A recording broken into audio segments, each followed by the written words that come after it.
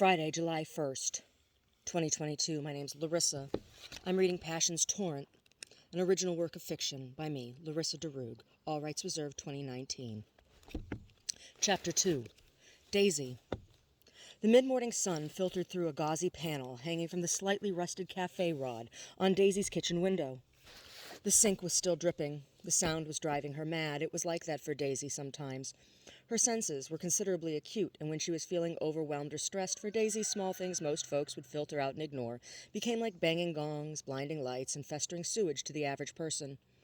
She had tightened the fitting on the sink 3 times already since she woke up, and even wrapped half a roll of plumber's tape around the damn thing. The sink was enameled, and Daisy could hear the splash of each drop clearly. She finally decided to try to make peace with the sound through meditation. She set the sound of the water as her drishti. Focusing all of her awareness to the sound as hard as she could, she then withdrew all awareness into her third eye and hara. It worked. It always did. There was sanctified bliss. But it is not a practical way to spend all of your time all day when there is laundry to be done and a dog to take to the vet. The only way she could be in her house right now was if she was sitting in practice. 900 square feet isn't that big a space, and for whatever karmic reason on this occasion, it was the sound of this dripping water that her brain was choosing to focus on excessively. Besides, she had found using this technique could be a bit habit-forming. There was a price she paid for sitting too long. You're not a yogini or a nun in some monastery on a mountaintop. Life has to be a balance. She reminded herself of that a lot. Balance. Externalizing her awareness once again, the drip of the water sounded twice as loud as it had before. She was officially ready to scream. She told herself to shower first, and then just get Loops to the vet. Loops was chasing his tail in the living room. The only thing he liked to do more than that was hump everything. It was time for Loops to have his procedure. Most people assumed Loops got his name because he liked to chase his tail, but that wasn't it. Daisy named her puppy Loops because of the first week he lived with them. He had the poops constantly, and she and Darren spent a lot of time talking about it. They talked about it so much that the dog began to respond to the word poops like it was his name. Until that point, he hadn't responded to any of the names they had tried, and Daisy was displeased with the idea of being reminded of the pooping experience every time she called her canine companion. The vet said to try calling him something that rhymed with poops, and see if he would respond. He did. Loops it was. Loopy Loops, and Loops was indeed very loopy. He frequently would get his head stuck in things like disposable flower pots or cereal boxes from the trash, and then not be able to figure out how to get back out. He'd run around frantically backwards, crying until he fell over, and Daisy could finally catch up and help him out. Loops was a mutt, that kind of looked like a cross between a golden retriever and a boxer, if anyone could imagine that. He was an odd-looking dog with an odd personality. Daisy and Darren often joked that Loops was actually an alien creature from another planet that was doing secret alien tests on them while they slept. Daisy made a note to herself to pick up more dog treats after she dropped Loops off at the vet. He was going to deserve them when he finally came home. My brave boy, she thought to herself as she turned the water on in the shower. Daisy had been asking Darren for weeks now to look at the shower head. Their water was hard, and a number of the shower's holes were obstructed with scale and calcification. She wasn't sure how to remove the head so she could soak it clean. It appeared to be seamless with the shower and could not be removed without damaging the entire thing. Darren had been saying he'd take care of it, but hadn't. As the shower irregularly splotched blobs of water all over her body, she found there was at least a brief reprieve from the annoyance of the dripping kitchen sink. With her shower going, she couldn't hear the drip, drip, drip. That early Cure song, 10:15, started to play in her head. 10:15 on a Saturday night. And a tap drips under the strip light. And I'm sitting in the kitchen sink, and the tap drips, drip, drip, drip, drip, drip, drip, drip, drip, drip, drip, drip, drip, drip, drip, drip, drip, drip. Oh, the humanity. Darren was going to get an earful about the shower and the sink later in the evening. Loops was barking outside the bathroom door. As she dried herself off, she looked in the mirror and passed judgment on her reflection. In the past 4 years, she had picked up more weight than she would have liked, but she wasn't officially fat yet. It didn't really matter to anyone other than Daisy. For her, it was less about how she looked and more about how she felt. She had an old injury from a car accident that became difficult to manage the more weight she carried on her small frame. Daisy's tininess was a common topic of conversation when she met new people. She wasn't a little person, only short, just barely over 5 foot. But in addition to this, she also had very, very small hands and feet. Darren joked that she had cut the hands and feet off a doll and used them as her own. Mostly it meant it was hard for Daisy to find grown-up-looking shoes or open jars of pickles. There were a few things about Daisy that were not tiny: her eyes, rear end, boobs, and personality, all four of which were hard for anyone to miss. Daisy jostled her giant breasts into her bra and sighed. Was this one now too small, too? She had only purchased it a month earlier. Why her boobs seemed to be growing, she didn't know. It's not like she was gaining anywhere else. This was getting ridiculous. Bras weren't cheap, especially in size 34H. Loops managed to push the bathroom door open somehow and started to lick stray drips of water from the floor and tub. Daisy pulled a simple cotton shift dress over her head and finished getting ready. The drip was still there. She needed to get out of the house. Getting Loops into the car was always a production. He didn't like going bye-byes, like every other dog Daisy had ever met. Loops hated the car. The only thing he liked less than the car was the vet, so today was going to be a real hoot. She hooked the leash to Loop's collar, and he knew immediately they were headed for the car. The only time Daisy used a leash on Loops was when they were getting in the car. The dog started to pant heavily and try to pull away. Daisy flung her purse over her shoulder and dragged Loops out on the floor. He was biting at the leash, growling at Daisy. She pulled the struggling dog over to the car, opened the door, then bent her knees and scooped the distraught animal up in her arms awkwardly, dumping him into the back seat of the 8-year-old Honda Civic. It was such a practical little car. The previous night, Daisy had covered the back seat with pee pads, towels, and a big blanket to catch any mess Loops might make. Before she even had a chance to settle into the driver's seat, Loops peed on the blanket. Well, Loopy, you're just going to have to deal with it. You're not getting out of the car until we get where we're going. The dog paced back and forth on the seat frantically, but knew it was no use. They were going bye-byes, whether he liked it or not. Once on the road for a mile or so, Loops curled up in a ball and softly whined in an attempt to soothe himself. It's okay, Loopy dog. You're Mommy's brave boy. Everything's going to be okay, she tried to assure him. Loops knew better. The waiting room at the vet's office was packed. Loops was more upset than ever now. He didn't mind cats, but he really didn't like other dogs, and there were 3 very silly and very large Newfoundland hounds with their person waiting their turn with the doctor. They just wanted to play and were trying to be friendly, but Loops was scared. He wasn't even half the size of one of these giant beasts. There was slobber everywhere. Loops quickly became a slimy mess as the dogs sniffed and licked him into a corner. In a surprise move, Loops jumped straight into the air and into Daisy's arms, almost knocking her over. A vet tech offered an empty exam room to Daisy to sit in and wait with Loops. She and the dog both gratefully accepted the offer. The person with the Newfies apologized profusely, to which Daisy assured him it was fine. Her dog was the weirdo. In the small room, Daisy sat on a naga-hide-covered bench. Loops was on top of her with his head buried between her boobs. He was shaking slightly. Daisy stroked his slobbery, shaggy back and made soft shushing sounds. He knew something bad was going to happen because he didn't feel sick, so there was no good reason in his dog mind, why they should be at the vet. A part of Daisy agreed. The humping was annoying, but she didn't expect Darren to cut his guys off when he was grabby and she was on her moon. But a dog is not a man, and the humping was out of hand and embarrassing. Last week, someone had hit the fire hydrant across the street from her house. She and Loops had been in the front yard playing frisbee and saw the whole thing. The driver stumbled out of the totaled IROC Z, shook his head and ran off. Daisy had thought to herself, looks like an 85. It was nearly cherry. What a waste, probably stolen. Water shot 50 feet in the air and all over the car. The front end was bent at an angle to the rear end. The T-top was open. The interior was flooded. At least there wouldn't be any flames. When the fire truck and police cruisers arrived 45 minutes later, her neighbor's yard was a mud puddle, and a crowd had gathered. Loops was barking at people to keep them out of his yard. Daisy had been correct. The car had been stolen and used for a sideshow and joyriding. This was unfortunately a fairly regular occurrence in her neighborhood these days. Everyone was sick of it. That hydrant had been hit 3 times in the past 6 months in similar situations. An officer took her statement. Loops humped him and his partner both, and to Daisy's chagrin, climaxed on the leg of the latter. The officer made a guttural sound of definite disgust, and the one taking Daisy's statement stammered mid-sentence awkwardly, asking her to contain her animal.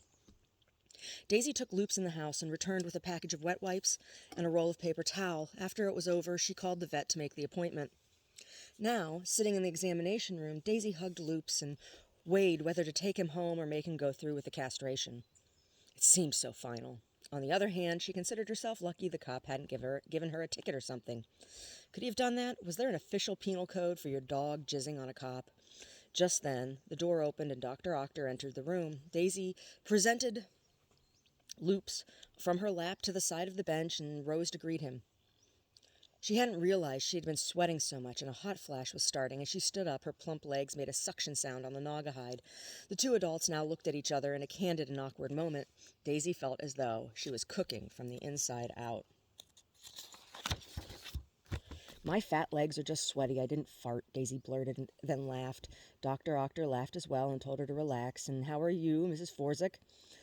Fine. Daisy was smoothing the front of her dress and straightening herself out. Loops was now cowering, wrapped around her ankles. I'm fine, but Loops is just as you can see. And quite understandable. Mr. Loops, how are you? Dr. Octor bent toward the poor pooch with an outstretched hand and a small treat. Loops gave it a half-hearted sniff but declined the offer. He wasn't really into cookies. He preferred cat poop to dog cookies. It made Daisy gag. He's been humping everything, and then last week the priest-like veterinarian interrupted her before she could finish. So I heard. Yes, we all had a good laugh over that for a few days. He turned back to Loops. You are lucky you are an average mutt and not a pit bull, or you might not be here with us today, buddy. And he rubbed the dog's ears. Loops couldn't resist this. It was his favorite expression of affection to receive, and he pressed his head into the doctor's hands. Well, unless you have any questions for me, I will take him back now, and we will weigh him and prep him. He hasn't had anything to eat since last night? No, I gave him lots of treats yesterday morning, but his last meal was lunch yesterday, nothing but water since. This wasn't exactly true, but Daisy couldn't imagine the last bite of Darren's hot link last night was anything significant enough to mention. Okay then, Mrs. Forzik. Mandy at the front desk will call you when he is ready to be picked up. You can settle the bill then, probably about 4:30 or so. If for some reason you're unable to pick him up at that time, the office closes at 5, and it is an additional $200 to keep him overnight.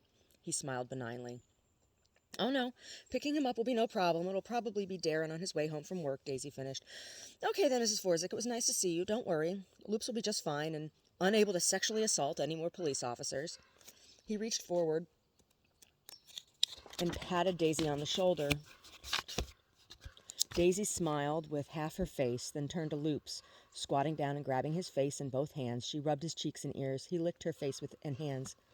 Be a brave boy, and when you get home, Mommy will have special treats, all for Loops. Daisy cooed at her frightened pup. Loops whimpered and tried to squeeze out the door with Daisy, but she was too quick for him. As she closed the door of the examination room behind her, she could hear Loops barking a high-pitched yip she knew meant, Wait, Mom, don't leave me here. It was breaking her heart. Either me or Darren will see you later, Mandy, she said as she was walking out the door. Oh, okay, I hope it's Mr. Forzik. It's always nice to see both of you, Mandy chimed as the glass door closed. That was an odd thing to say. I wonder what she meant by that, Daisy thought to herself, getting into her car, and that now smelled like dog urine. Ugh. I hope that didn't soak through onto the seat, she said out loud, and snapped on the radio before throwing the car in gear and backing out of the parking lot. It was time to hit the market and pick up some treats and a big knuckle bone. She figured a nice big bone would keep Loops from licking at the incision for at least a day or two, long enough for the wound to start to knit. Pulling out of the vet's parking lot, she noticed another car hastily pull out and follow her out of the lot. She hadn't noticed a person had been sitting in the car when she came out of the office. The lot wasn't that big, only 5 spaces or so, and she had scanned it as she headed for her car. She always did. It was second nature. Ever since the mugging 4 years earlier, she always scanned her surroundings. She hadn't seen anyone sitting in the car when she came out. A chill ran up her spine, and the hairs on the back of her arms were raised. Not a good sign. The mugging was just one of many creepy things to have happened to Daisy over the course of her life, but it was among the worst in recent years. The guy had grabbed her from behind as she was unlocking her car one evening after leaving yoga class.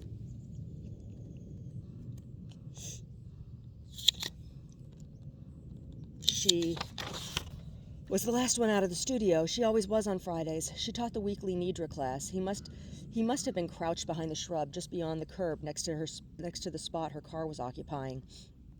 The light in the parking lot had been out. Later, the police told her it looked as though it had been tampered with, and the perpetrator had probably cased her and planned the attack. It fit the M.O. of a number of similar muggings in a 10-mile radius over a 6-month period. He had wrapped one hand over her mouth and the other around her arms, groping her breasts as he restrained her and spoke slowly and deliberately in her right ear. He forced himself up against her back and pressed her to the side of her car, running his hand down the front of her then flat tummy and over her pubic area. It was weeks before she'd been able to fall asleep or let Darren even kiss her. Sometimes she still had problems with that. In some ways, she thought the whole thing had been harder for Darren. He took it personally. "Don't scream. Do exactly as I say and you won't be harmed," the guy had said.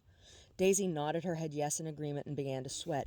"You have your keys out already. You can keep them. I'm going to take your purse and then I'm going to let you go, okay?" Again, Daisy nodded her head in agreement. "I have a knife and a needle of something dreamy. If you don't do exactly as I say, you'll be taking a little nap and I'll slice off that firm little clit." He pressed his index and middle fingers hard down between her outer labia over her yoga pants and rubbed. Daisy was frozen. She couldn't believe just 20 minutes earlier she'd been guiding her students through blissful relaxation. Now her nervous system was coursing with what felt like gallons of adrenaline through her veins. Her heart was pounding in her ears. She felt as though she might faint. He continued to molest her, and she felt his erection press between her buttocks as well. "You like it when I do this. They all do. You know it feels good. Yeah, right there. It's getting hot and wet. I feel it." Daisy's mind reeled. She was in a state of disbelief, and for some reason she'd been frozen, totally unable to move. He then slid his hand under the waistband of her pants and slipped further down between her legs. Continuing to rub her, he inserted a finger into her vagina. "I want to feel the power when you come," he whispered, licking the back of her ear, his hand still over her mouth. To Daisy's horrification, her body accommodated him. Tears ran silently down her cheeks, and he had laughed. "See, I told you. I could tell you needed a man to show you some good love. Now I'm going to take your purse off your shoulder and let you go. Everything has its price. Stay facing your car and count to 50 real slow before you move, okay?" Daisy nodded her head yes as he slipped his hand out of her pants, sliding his fingers slick with her moisture across her face before taking her purse and running off. She listened to the hollow thud of his footfalls and counted to 10 before sliding down the side of the car and passing out briefly. When she came to, the side of her face was leaning against the driver's side front tire. Sitting up, she began to cry. Her grandmother's rosary had been in her purse. She knew she would never forget the smell of this man and the sound of his voice, but she never saw his face. She picked up her keys and got in the car and drove three-quarters of a mile home. Once home, Darren had been already in bed. She took a shower and crawled in next to him. He rolled over away from her, snoring. She knew she should probably call the police immediately, but had waited until the morning. At that moment, she just wanted to be still and quiet, as her attacker had instructed. 3 more assaults happened near the studio over the next 4 months. Darren still couldn't understand why she couldn't just get over it. The man still hadn't been caught. So, Daisy was now always on the lookout.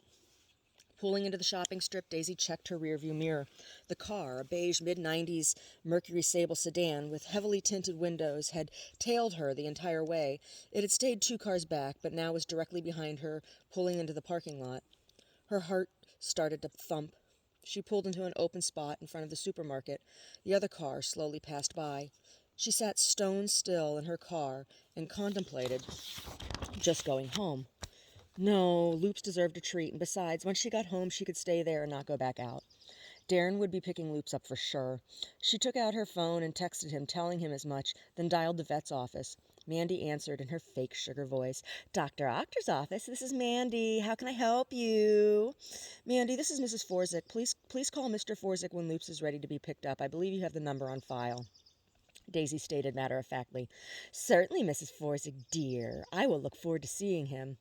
Daisy started to say something about not calling her dear, but Mandy hung up the phone before she could finish. Daisy was now irked. She was definitely going to say something to Dr. Octor when she took Loops back in to get the inevitable stitches removed. Tucking the phone in her purse, she opened the door and stepped out into the sunshine. As she looked up from closing the car door, the Sable approached once more.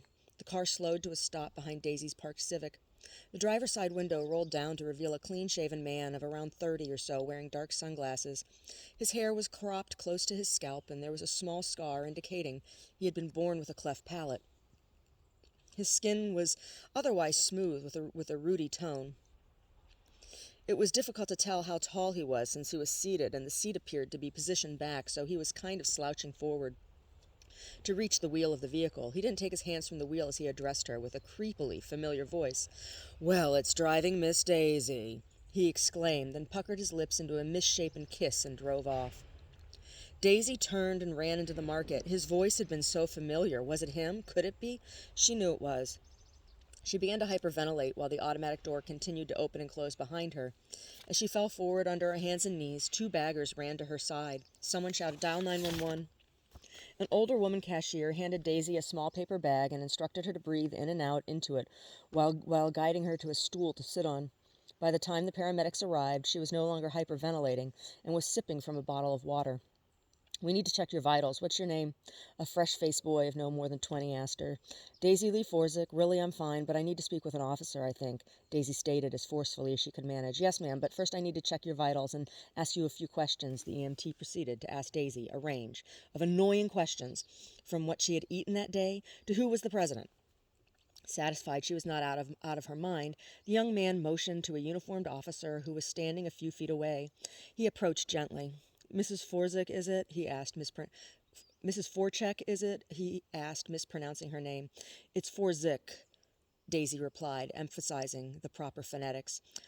"My apologies. Mrs. Forzik, I'm Deputy Colton.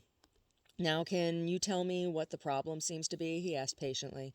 "Well, it hasn't been the best day. My plumbing is making me nuts at home, and I just dropped my dog off at the vet to get neutered. I was coming here to get some treats for him for when he gets home, and I was followed from the vet's office here." She stopped and took another sip from the almost empty bottle water. "I see. You were followed, you say. How do you know you were followed? By whom?" Daisy detected a slightly accusatory tone in the boy's voice. "I don't just say I was followed, dear. I was followed. He approached me just before I came in here," Daisy said, calling to the young cop's attention that she was in fact his elder and was deserving of some amount of respect. "Yes, ma'am, I understand. I didn't mean to imply you were lying." "Well, it sure sounded that way. Look, I'm an assault survivor, and I think this was the same guy who assaulted me 4 years ago. I'm not the only one. It was in all the papers. You may not have been a cop yet." Daisy was now ready to cry. Hot tears were welling up in her eyes, but she forced them back. "I see. 4 years ago? Do you recall the case number?" "Are you kidding? You're going to ask me for a case number? Can't you just call into your office or check my name in your database or something? There were like 11 cases in a 10-mile radius. He was never caught. None of us ever saw his face. But I saw a face today, and I'm pretty sure it was his voice when he spoke to me." Daisy was almost yelling. "Mrs. Forzik, you need to remain calm. I understand this is stressful." "Stressful? Stressful? Stressful doesn't even begin to describe what I've been dealing with." "Okay, ma'am, I can sympathize. Now, I know it might be unpleasant, but can you please tell me a little bit about what happened 4 years ago? You're right. I'm new to the force." Deputy Colton stood poised with a pen and pad, ready for her reply. Daisy took a deep breath. "Well, at the time, I was teaching a Friday evening yoga class at Yogi Dream about 5 miles from here. It was the last class of the night, and I was alone closing up. When I got to my car, he grabbed me from behind, sexually assaulted me, then took my purse and ran off. I never saw his face, but I could smell him, and I will never forget it or his voice. That voice." Daisy hung her head, and the officer looked down at her with an expression of helplessness on his face. "Ma'am, I'm sorry to hear this. What did he smell like?" "What?" "Oh, he smelled like shea butter, saffron, and pine." "I see. That's pretty specific. What did he say to you?" "Then or today?" "Today, ma'am, today. He said something about driving Miss Daisy. My name is Daisy." Daisy described the man in the car and how it had been parked at the vet's office to the young deputy. "Do you feel like you need to go to the emergency room?" he asked finally. No, I'm okay, but I'm a little concerned about being followed home. I don't know how he could have known I was going to be at that vet. He must be watching me somehow." "And what about the other women? I'm scared for them as well," Daisy implored the young officer. "We will look into it. Try not to worry yourself. If you would like an escort home, I can do that. In the meantime, you guys can head out." Deputy Colton motioned toward the crew of EMTs impatiently standing by. "No, I think I'll be fine. I have some shopping here I need to do before I head home," Daisy replied. The EMTs left, another call coming in over their walkies. "Suit yourself, ma'am. This is my card. If anything seems off or you see the car again, feel free to call me." "We have cameras on the outside of the building and in the parking lot," the older cashier offered to the deputy. "Thank you. Yes, we may ask to see those." Daisy looked at the time. It was getting on in the day, and she still had laundry to do at home. "Am I free to go now?" she asked. "Yes, ma'am. I have your information. We will call if we have any more questions for you, and please, be careful." This last comment irritated Daisy, as if she had somehow asked to be assaulted. How was she not being careful? It was always the same. It felt as though everyone somehow blamed her for the assault. What was she supposed to do? Stay in her house all day and never leave unless she was with Darren? Last she checked, she was still in the United States, not Saudi Arabia. Daisy put the deputy's card in her wallet, stood up, and headed for the aisle with the dog treats. Pulling into her driveway, Daisy was feeling apprehensive. The tap would still be dripping when she got inside, and she was hoping the day's events were going to be enough to distract her brain from the echo of the insipid drops of water. Then she saw it. The window to the right of the front door was open. The screen was popped out, and the curtain was pulled through the opening. Someone had been in the house. She put the car in park, leaving it running, and pulled her wallet out, looking for Deputy Colton's card. It rang twice. He picked up. Daisy exhaled. "Deputy Colton, deputy, please, it's Mrs. Forsyk. Someone has been in my house and might still be in there. I don't know." She spat breathlessly. "Hold on, ma'am. I'll be there as soon as I can. Are you in the house?" "No, I haven't gone in. There's a window open and the screen is broken." "Okay, got it. Stay in your car. Keep the doors locked. If anyone comes out of the house, leave immediately." And he hung up. The smell of Loop's urine was now overwhelming. She stretched over the console into the back seat and grabbed the balled-up blanket. She rolled the window down and threw the stinking rag onto the driveway. Looking back at the seat, she saw with relief the urine was contained to the blanket and a pee pad. Thank God for small favors. Then she took out her phone and texted Darren. "Crazy day. Don't forget about Loops. Extra 200 if he stays overnight. At home waiting for the cops. Hope your day is better. Love you." In the place of the word love, she used a purple heart-shaped emoji.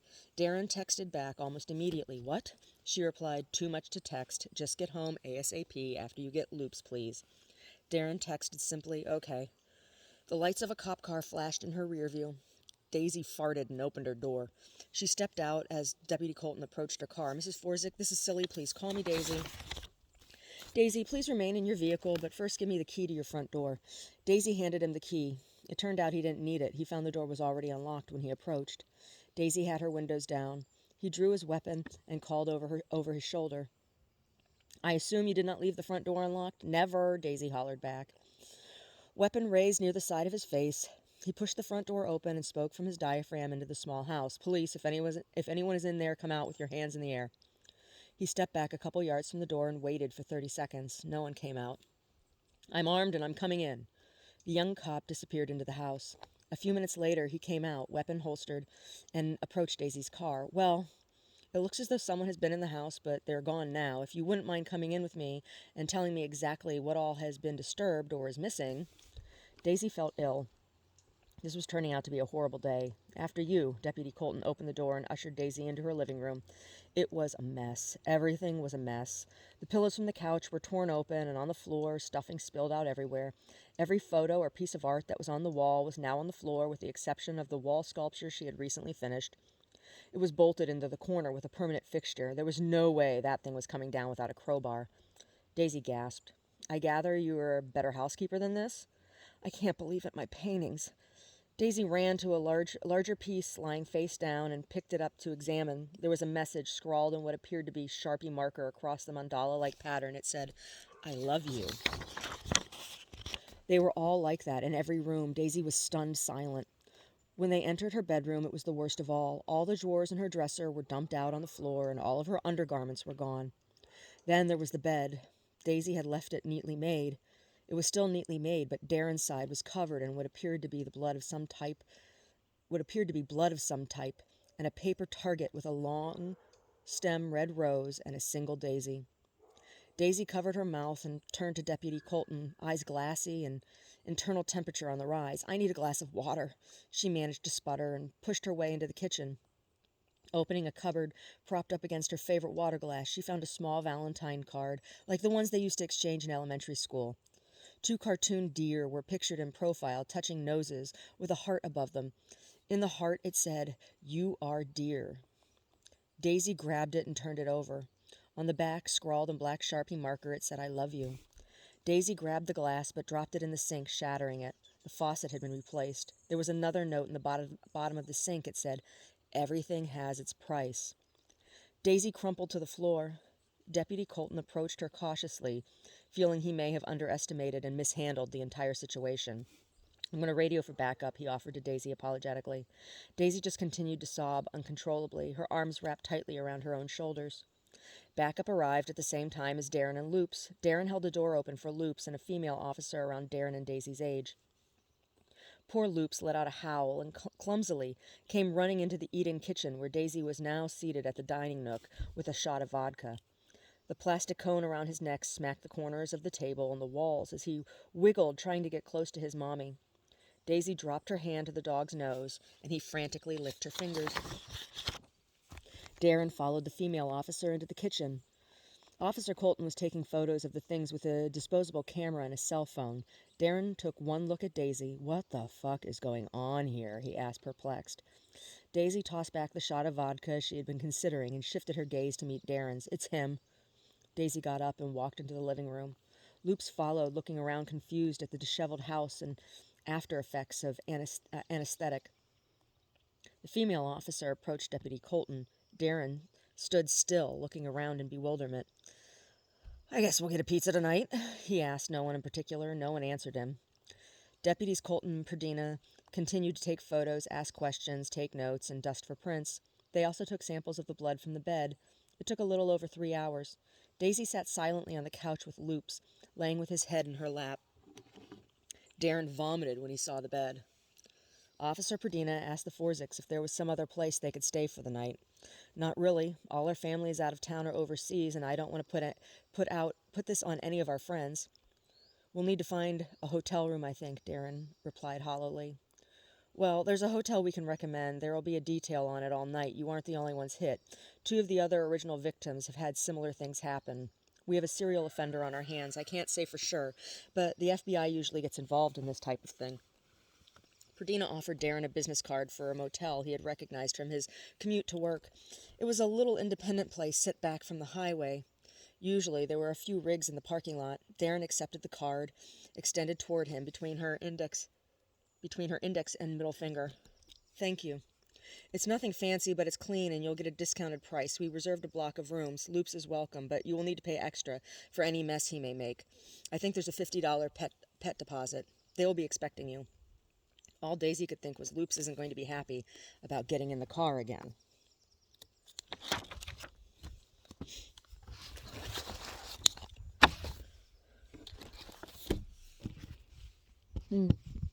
Well, kind of scary, huh? Yeah. So, when Omar's dad died, Omar and I separated for 6 months. And when we got back together, it happened to be on a day when somebody I dated, who over the time while Omar and I were separated, dumped blood all over the house. And I don't have footage of him doing it, and he never said to me that he did it, but I know he did it.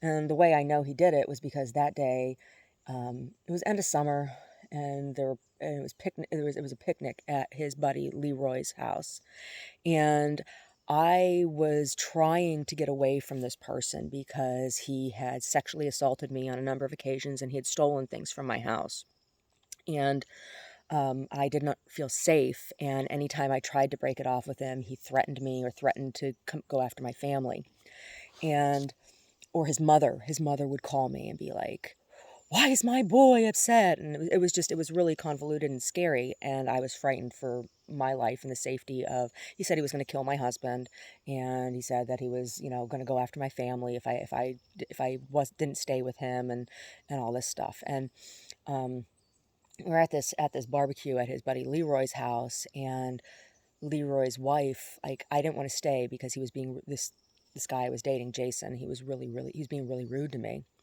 and he was like all proud of himself because somebody had gotten a side of beef, and he was the pit master for the barbecue, right? So he had all of this animal blood because it was a slaughtered animal from the county fair, right?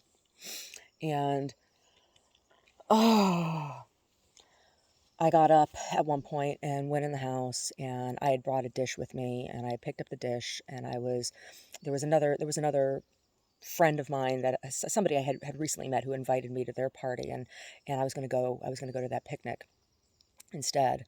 I was going to leave, and Leroy's wife said to me, what's the matter?" I said, "Look," I said, "he wants me to do things that I don't want to do, and I said, I don't feel safe with him, and he's being rude. I said, I really don't want anything to do with him anymore." And she goes, oh, yeah. She goes, that sounds like RJ.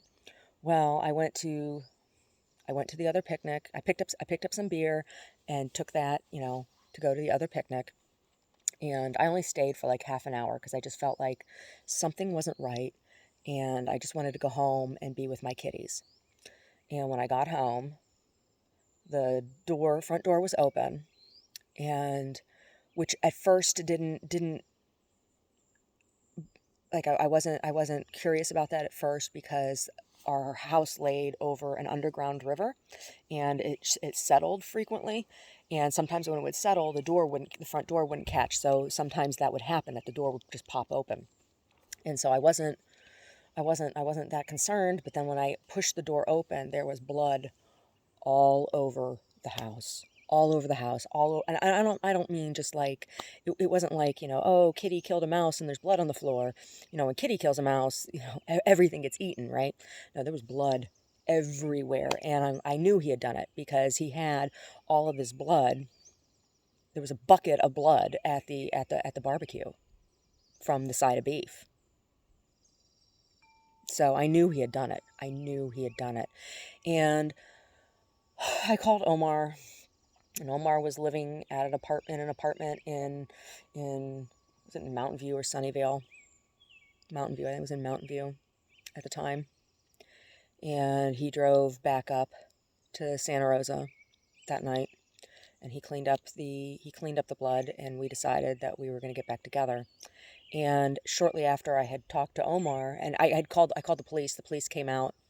That was the first thing I did, was I called the police. The police came out, and they're like, yep, there's blood all over your house. But they didn't do anything. They didn't dust for prints. They didn't ask who did this. They didn't ask me, like, they were just like, oh, well, yep, this happened. Like, there was blood all over my house. All over my house. They're like, oh, it probably came from one of your cats. I mean, if there had been that much blood from one of my cats would have been dead. And that would have been like the blood from all of my cats. I mean, there was blood. It was like a 5-gallon bucket of blood. Right? And it was poured all over my house. Omar cleaned up the blood, and shortly after I had called Omar, then Jason called me, and he was like, so how are you? How was the other party? And I was like, I don't want to talk to you. I said, I had to call the police. I said, there's blood all over my house. And he said, oh, really? Well, maybe I need to come over there and protect you. And I'm like, no, you're not coming over my house. I said, you come over here, I'm going to call the police. He said, don't call the police on me. I'm not the one that's going to hurt you. I said, Omar's coming back up here, and we're getting back together. And he's like, oh, he's going to beat you. He's going to hurt you. And I'm like, if you come over here, I said, I'm going to call the police. He said, I'm going to come over there, and I'm going to kill that husband of yours. And I was just like, oh my God. I was terrified. I was terrified. I was terrified. He's crazy. He's crazy. Crazy experience. Crazy experience. And he still walks free on the street. And I don't know, people have thought it was funny to, like, tease me about that. Like, people think that's funny.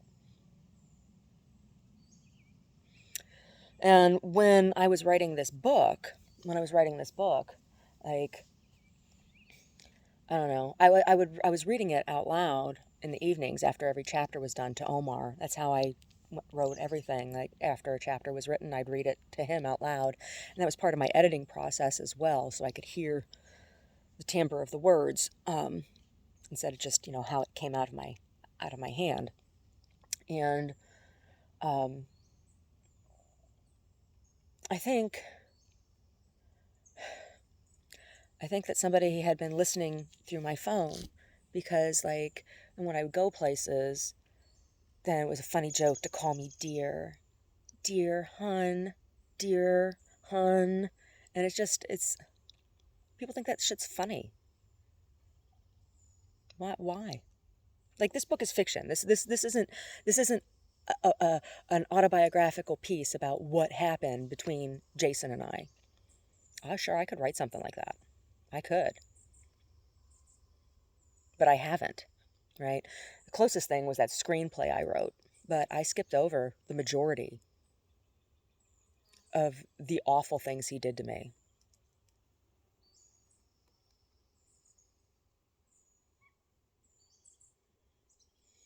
And then all of that stuff was used as a reason, as reasoning, justification to me why people didn't want to play music with me, right? He told me, I'll make sure nobody ever plays with music with you ever again. Hmm. Hmm.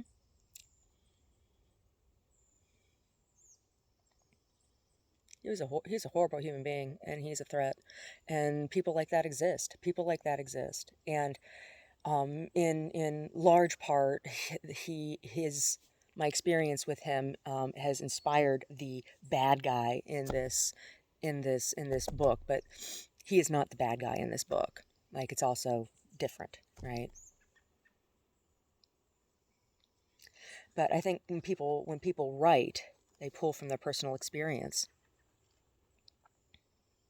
I think for something to be believable, it has to have that grain of truth, that grain of authenticity. And so that's where it comes from. Hmm. Yeah, it's no fun to have blood dumped all over your house. I don't know how Omar got it all out. He did. I think it's because we used to have our carpets scrubbed.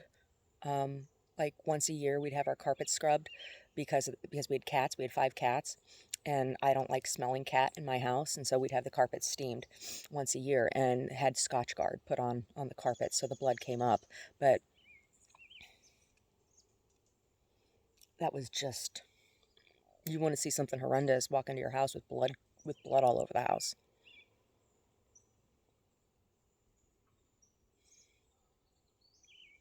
Scary.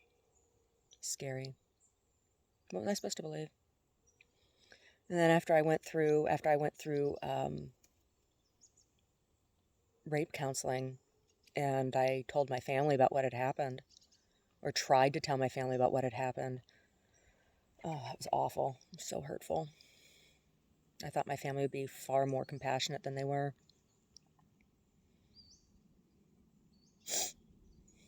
But they weren't. They weren't.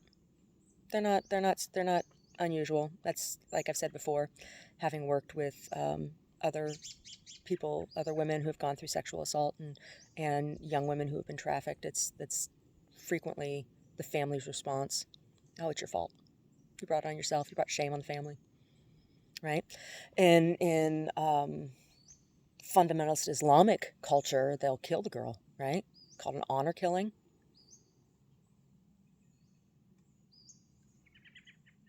That's what those are about, right? A young woman is assaulted, and then because she was assaulted, that obviously she brought it on herself. She's got to kill her. That's what those are about. It's just an extreme response to what most human beings do, right? Why it's so hard to be a woman, and why I find the striking down of Roe versus Wade as being so insulting, particularly from Amy Coney Barrett. Particularly. It's a betrayal of all women. Every woman on that Supreme Court. Sotomayor. Betrayal of all women.